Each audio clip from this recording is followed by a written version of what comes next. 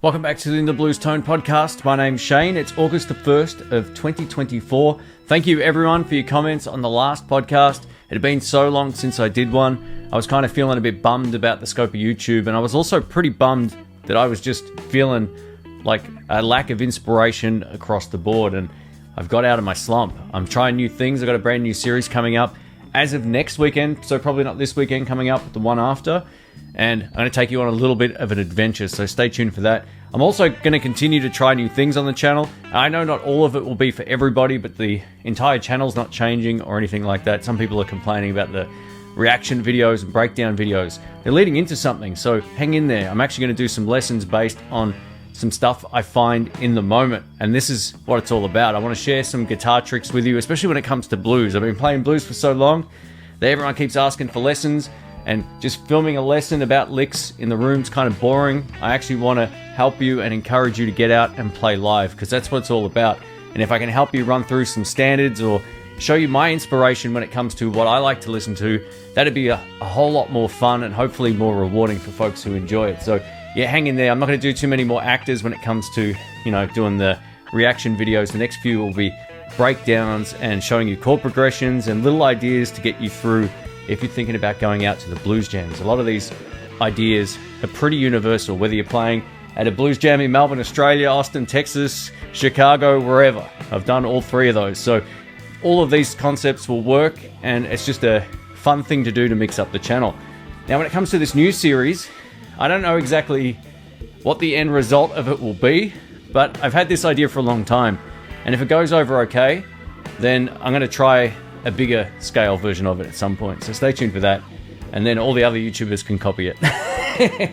But it's a bit of an original idea. I don't think anyone else does it, but like I said in my last video, I've sort of let go of a lot of the channels I used to watch. There's only maybe 7 or 8 that I still follow now, and they're kind of fun to watch, and they have live streams, all that kind of thing. So I'm still part of the guitar community as a whole, but I've just sort of tuned out to the bigger picture, and I think it's just better for my productivity as well. So I'm pumping through the videos. We've got plenty of guitar, pedal, and I'm going to do some amplifier videos coming up as well.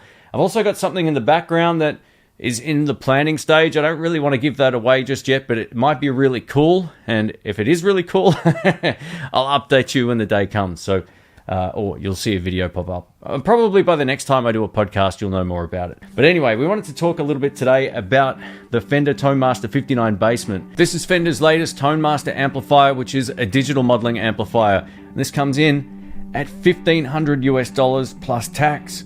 I'm really shocked at the price of this. Now, as of right now, I don't actually have a price in Australia for this one. It's not listed on any websites that I've been able to find so far. Odds are it'll show up, but you can do the conversion. Usually if you do the conversion plus 10 or 15%, that'll be the price in Australia. So it is what it is. Now, this is starting to get pushed up to prices that don't make a lot of sense for a digital modeling amplifier. And it got me thinking about what the main topic of this particular podcast will be. I'm going to talk about the death of solid-state amplifiers. First up, though, we're going to talk about this Bassman, and the Bassman's an iconic amplifier, and if you've been waiting for a day for a light version of a Fender Bassman, then you're going to love this. It's one of those amps, once you turn up, it sounds like magic. Now, this isn't to belittle the Tone Master amplifiers. They're actually a whole lot of fun, but I just feel like for $1,500 US for a digital modeling amp, it's quite expensive, and I'm going to show you an alternative here. Check out the Kempers on Sweetwater. And this isn't sponsored by Sweetwater. I'm using this as a reference because a lot of the audience is in the US. You can buy a Kemper exactly the same as the one I've got behind me right here for $1,398. It's a very different thing, but I'm just using this as a point of comparison. So you can get something that can pretty much mimic every guitar amplifier. You can plug it into your audio interface or into a separate speaker cab, and you're laughing. This is the price of an actual Bassman. So as you can see, $2,099 US.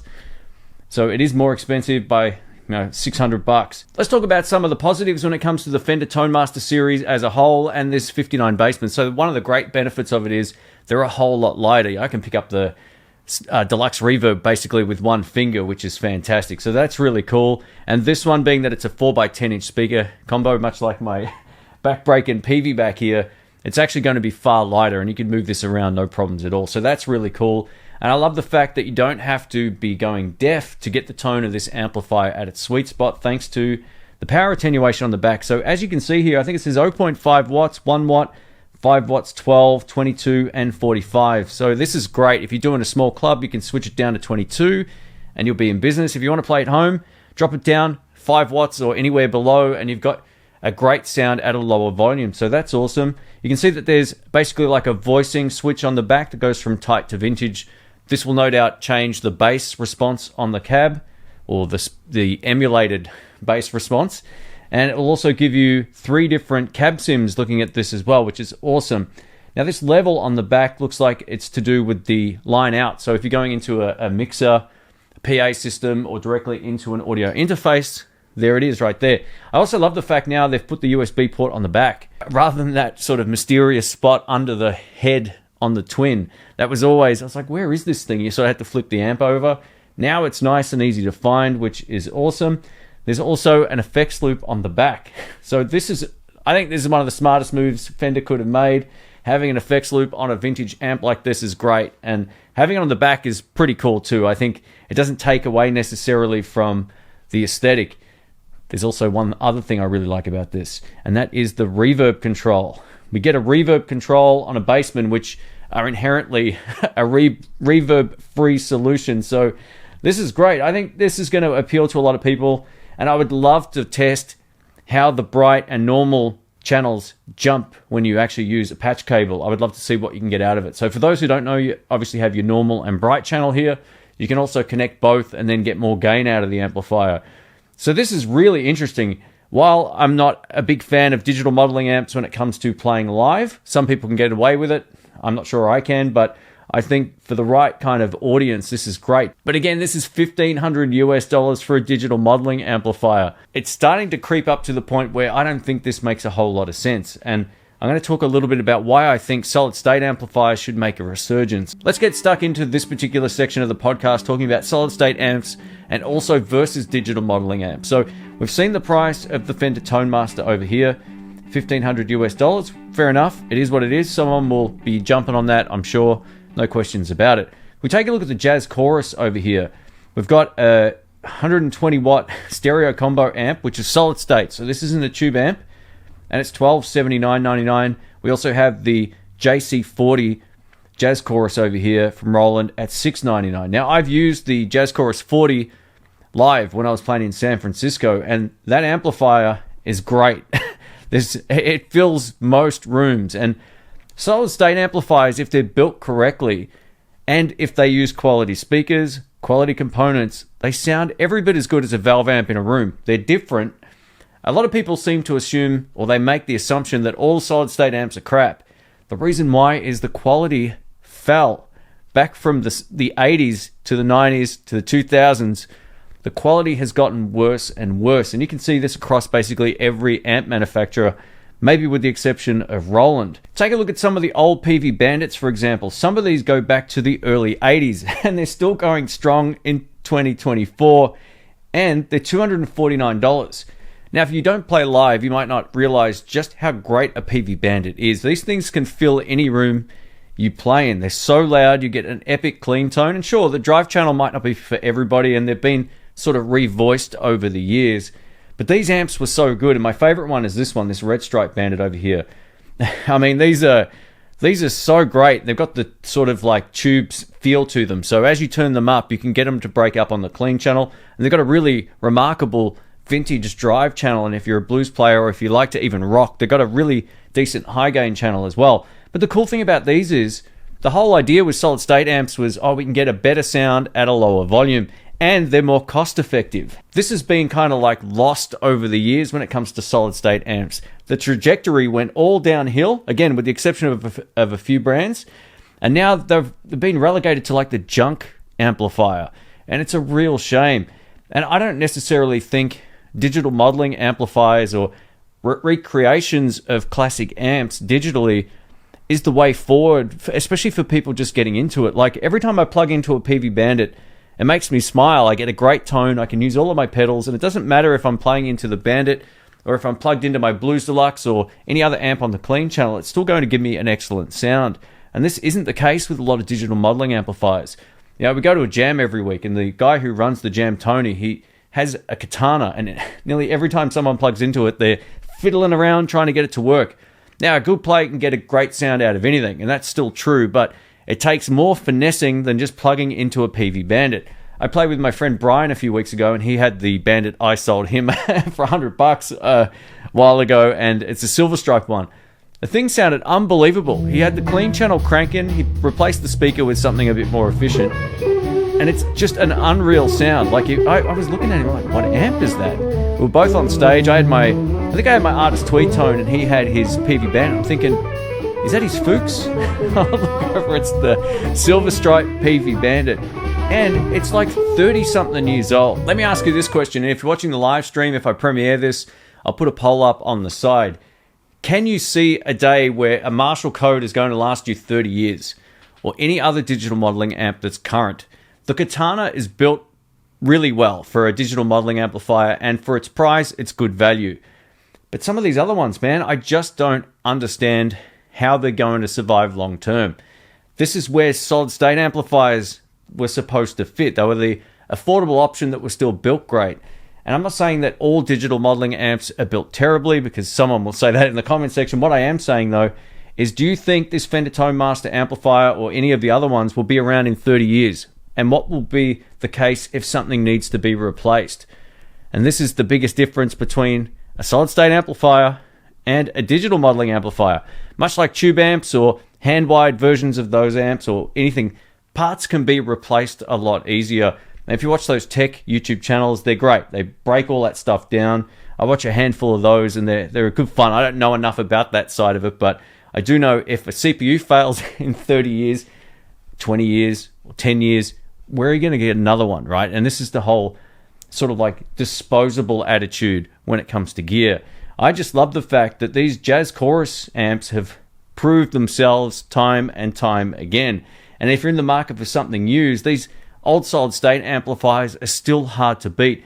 If you're someone who's sitting in a room or listening to another guitarist play, and this might only be something the guitar players think about, but I think about this. If you hear a digital modeling amplifier, something that has a million different effects, maybe an LCD screen built into it, one of those kind of digital modeling amps, they sound either really thin, they just don't have enough sort of thick tone to cut the mix, or enough headroom. If you run pedals into them, they don't sound very good. Solid state amplifiers pretty much sorted this out years ago. Like, this PV Bandit is something I could gig with now and get the sound that's familiar to me every single time. And I did so many gigs with mine over the years that I'm kind of looking for another one. But the point of the story is, they were made to a price, but they were also really robust, but still very functional. Solid state amplifiers also sound excellent at low volumes.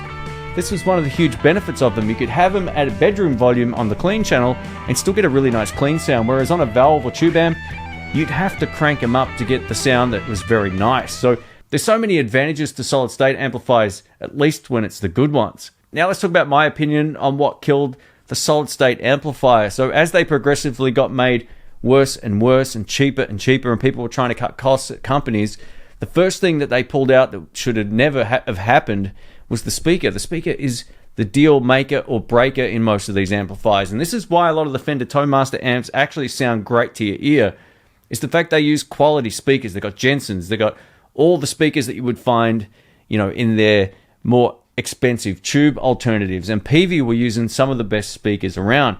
But then there was a range of like almost junk solid state amplifiers, and this continued to happen. Take a look at the digital modeling amplifiers right now versus even 10 years ago.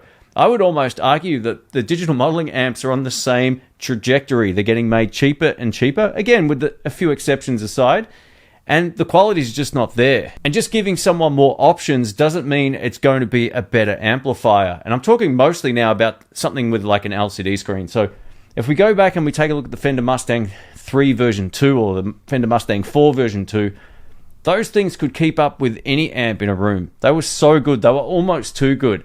And that's why, again, Fender released the GT series after that, or the GTX series, and they were very inferior compared to the prior series. Maybe it was to not cannibalize part of their, higher range amplifiers. Maybe they thought they were sounding a little too good or a little too close. Or maybe they just want to save a buck and they got them made at a cheaper place and The parts suffered, the speakers suffered. They always sounded a little bit out of phase to my ear. You could get some pretty nice clean tones out of those amps, but they definitely didn't have the same sort of oomph as the Fender Mustang 3 version 2. I would argue that's maybe the best modeling amplifier of all time for its price. And then they made a cheaper, more inferior version of it. So this is the trajectory of a lot of these digital modeling amplifiers. I don't see them keeping the quality high long term. And we've already started to see a lot of junk digital modeling amplifiers on the market. Solid state amplifiers need to come back. Someone has to make an alternative to the Roland Blues Cube or the Roland Jazz Chorus and give us something like what Peavey were making, but make it more affordable. Not everybody wants a million different effects. Not everyone wants option paralysis. Give us an amp we can use in a room that's still really light, that doesn't cost $1,000 US. So again, buying used here definitely makes way more sense than buying new, especially if you aspire to go out and play live. Just because something's got a million different options in it doesn't necessarily make it better. One of the questions I always see come in is, should I buy a Roland Blues Cube or should I get this or that around the same price? And I always tell people the same thing. These are great amps. I've used them. I think they sound really good, but they don't sound any better than a Peavey Bandit. They just don't. And this is the thing. You can buy one of these for next to nothing used. And while I've raved about these Peavey Bandits, they're not perfect by any stretch of the imagination, but they're very usable in a range of different situations. And if you aspire to play live, these are great amps. And these also fell victim to the getting made cheaper and cheaper thing. I think after the Red Stripe Bandit, the later series just weren't as reliable. You know, these Red Stripe ones are back from the early 2000s, late 90s, I'm pretty sure. Some were made in the US, some were made in China, depending on your region. And these are still going strong today. And these other ones that were on the page are even older. So they're bulletproof. They made them really well, and you can buy them for an absolute steal. So consider getting a tried and tested, reliable, solid-state amplifier if you're in the market for a digital modeling amp. You get a real spring reverb and a sound that will fill a room. And if that's important to you, these are still a really great choice. And that wraps up another In the Blues Tone podcast. Thank you so much for listening and watching. I really appreciate it. If you watch it on YouTube, leave a thumbs up. It really helps the channel, and it's free. So that would be awesome. And a massive thanks to all the Patreon subs, channel members, and everyone who supports by leaving a comment, all that kind of stuff. I really appreciate it. I'm just rapt to be back doing what I do on YouTube and having more fun. And again, while all the new content might not be for everybody, I'm doing it for not only my own sanity, but just to mix things up and to give the channel a little bit of a kick. For those wondering about Guitar Search Saturdays, I still have one in editing, so hang in there. But I've got about 15 things I need to film that I borrowed from Sky Music, so none of those videos will be sponsored. They just lent me a whole bunch of stuff. And one of which will be one of the best guitars I've played all year, and it's affordable. So I'm going to start doing a bit more of the affordable gear again coming up, and just picking and choosing some old classic pedals from the store as well, stuff that I know people will be interested in long term, and I might not have reviewed for 13 or 14 years. So yeah, stay tuned. I got a whole lot of different stuff coming up. Thanks again for watching and listening. And if you're into iTunes or any sort of podcasting software, you can find the In the Blues Tone podcast on there as well. Thanks again for watching, and I will catch you very soon. See ya.